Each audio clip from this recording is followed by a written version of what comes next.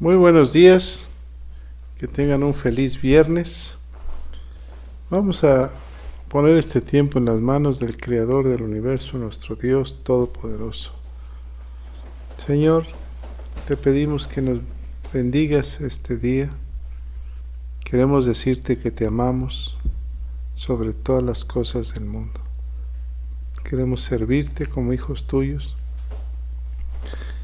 Úsanos a cada uno conforme a tu voluntad, en el ámbito en que nos has puesto en la tierra. Te lo pedimos, Padre, en el nombre de Cristo Jesús. Amén. Recordemos que Jesús va camino hacia el huerto de Getsemaní, va con sus discípulos y les va dando las últimas enseñanzas. Y una de ellas nos habla de dar frutos. Y lo vamos a ver en el capítulo 15. Dice así: Jesús, la vid verdadera. Yo soy la vid verdadera, y mi Padre es el labrador. Aquí el mismo Jesús se pone como una planta que da mucho fruto. Y recordemos que la vid alegra el corazón de los hombres. Mi Padre es el labrador, Él es el que lo sembró. Todo pámpano que en mí no lleva fruto, lo quitará. Y todo aquel que lleva fruto, lo limpiará, para que lleve más fruto. Veamos, imaginémonos esta escena. Una planta de uva, de vid. El tronco es el mismo Cristo, y el que trabaja o el que cuida esa planta es el Padre.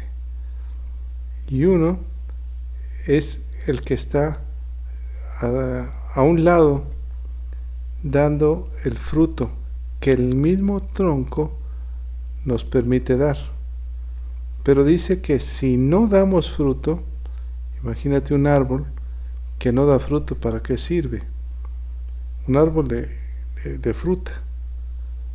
Entonces dice que debemos de llevar ese fruto, y que el mismo labrador lo limpia para que dé más fruto, lo poda, le quita las ramas secas, y ese es como el Señor nos marca la historia.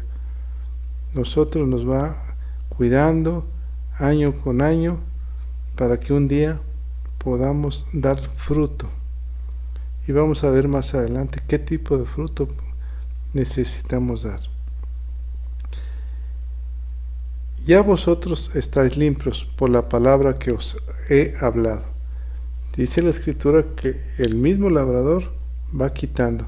Algo te ha quitado Dios que estorbaba tu relación con Cristo, para que pudieras dar un fruto. Seguramente que sí, que no te habías dado cuenta. Cuando vamos leyendo la palabra nos damos cuenta que tenemos que cambiar. Dice, ¿cuál es con qué nos ha limpiado? Con la palabra. ¿Con qué guardará el joven su camino? Dice la Escritura, con guardar su palabra.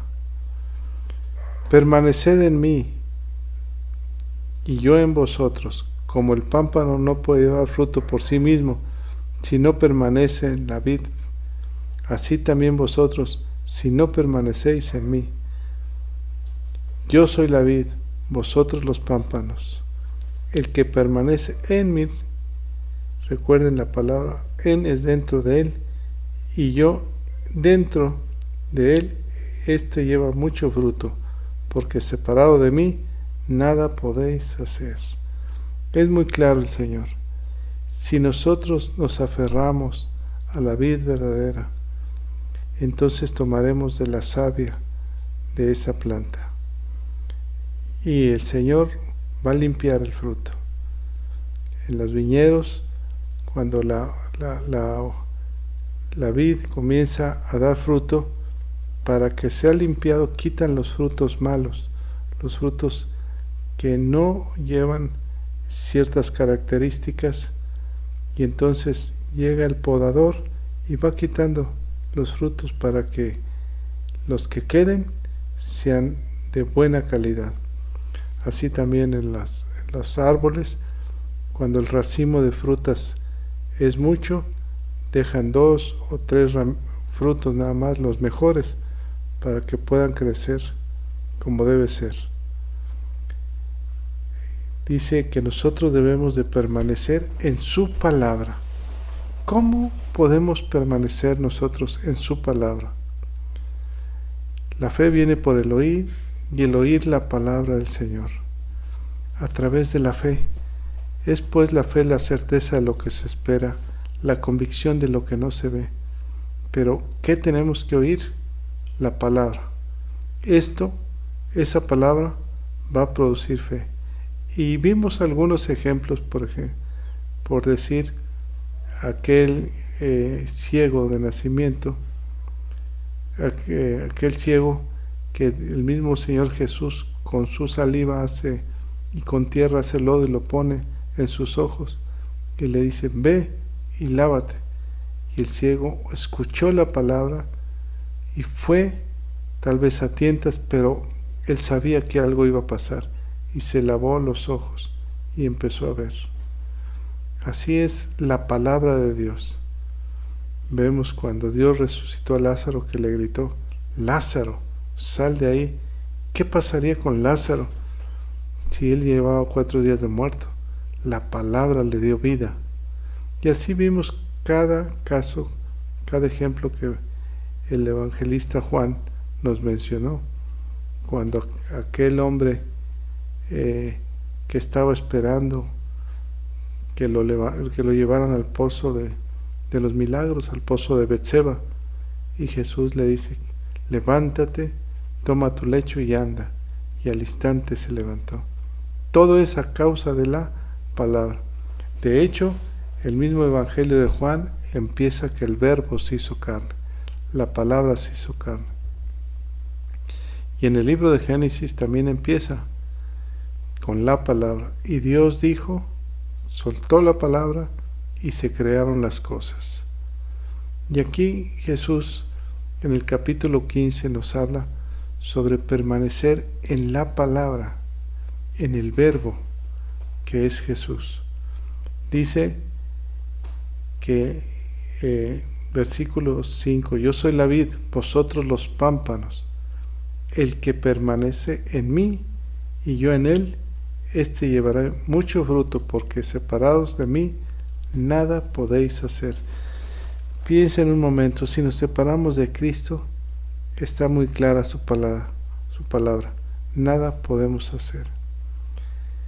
Versículos 6 y 7. El que en mí no permanece será echado fuera como pámpano y se secará, y los recogen y los echan en el fuego y arden. Jesús advierte a sus discípulos: si ustedes se llegan a separar, seguramente se irán al infierno. ¿Quién de ellos se separó? El que ya no estaba con ellos. Recuerden que eran 12 discípulos, pero faltaba uno. Aquel discípulo que en este momento está entregando a Cristo a sus enemigos para que lo mataran. Ese hombre, dice la Escritura, que fue el hombre de la perdición y está en el fuego eterno. El versículo 7 nos da esperanza.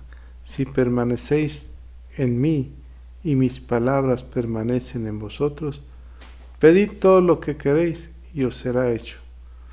Así nos lo dijo en el capítulo 14, que todo lo que pidamos al Padre en el nombre del Hijo, Él nos lo hará.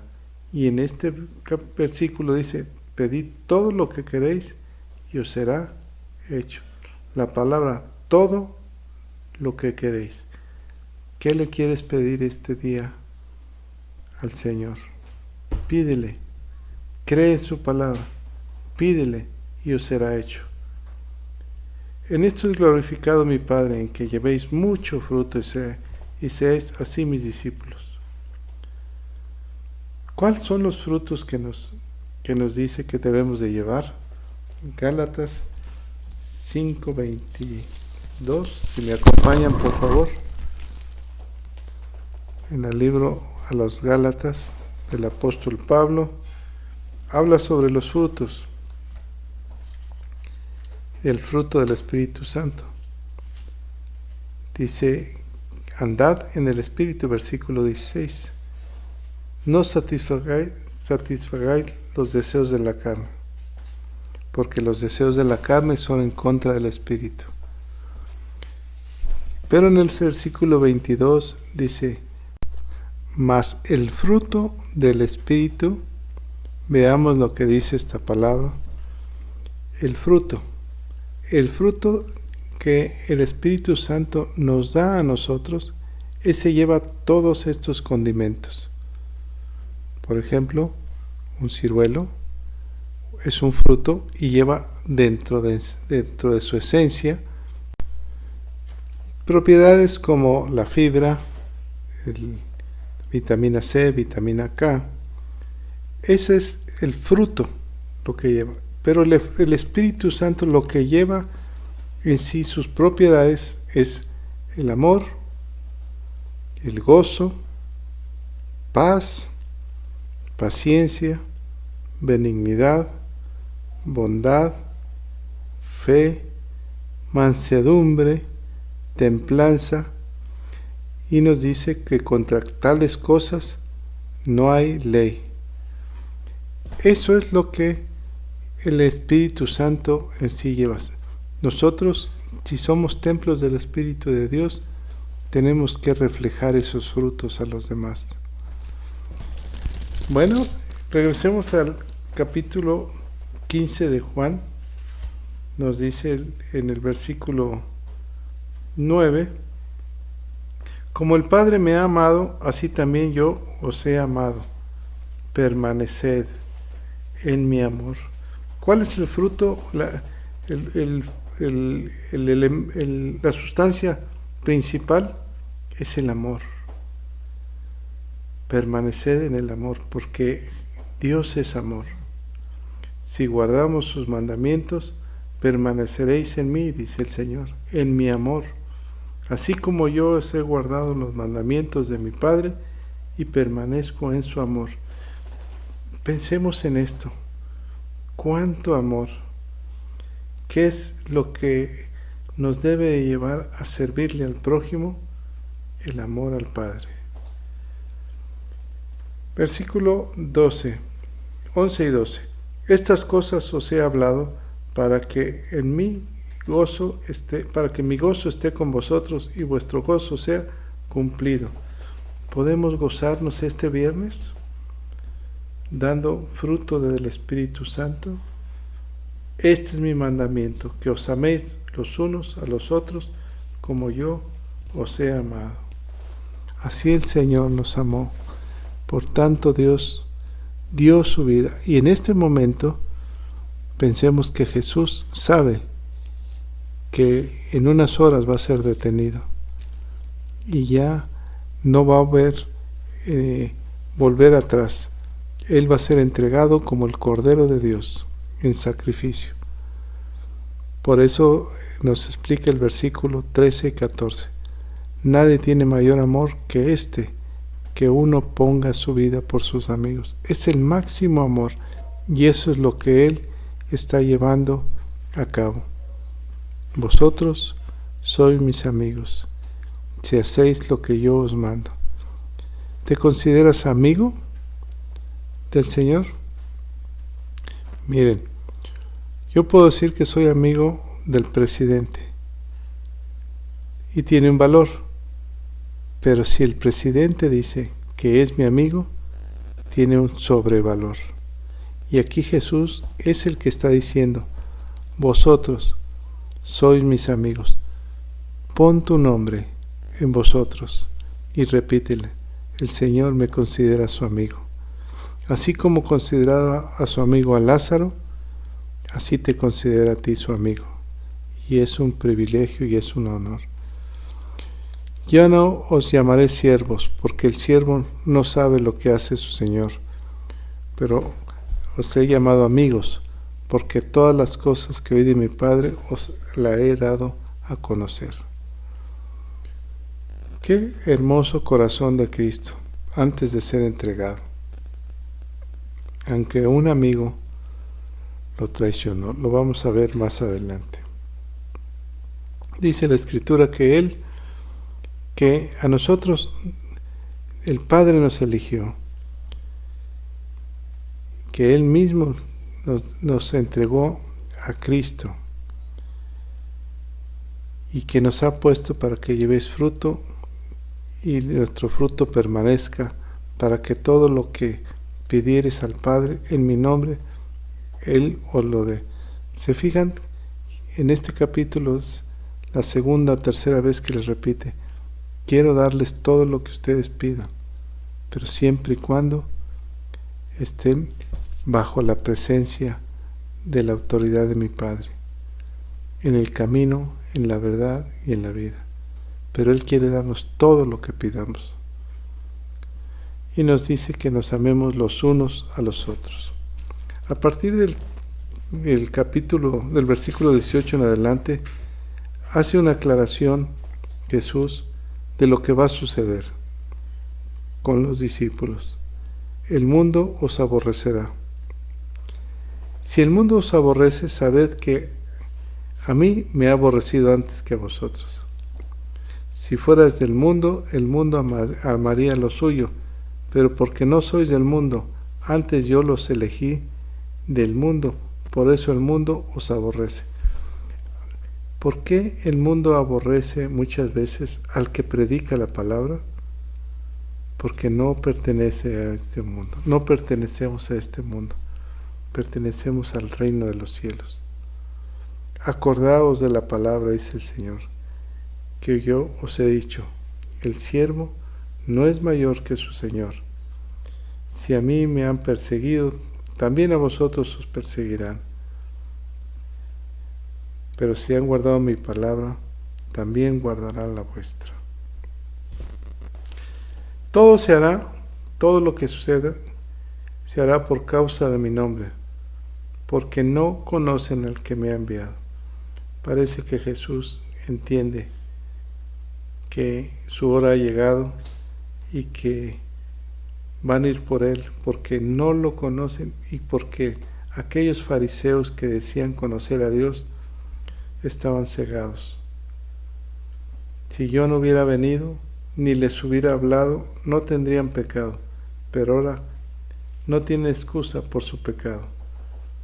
El que me aborrece a mí, también a mi Padre aborrece. Y veamos el versículo 24.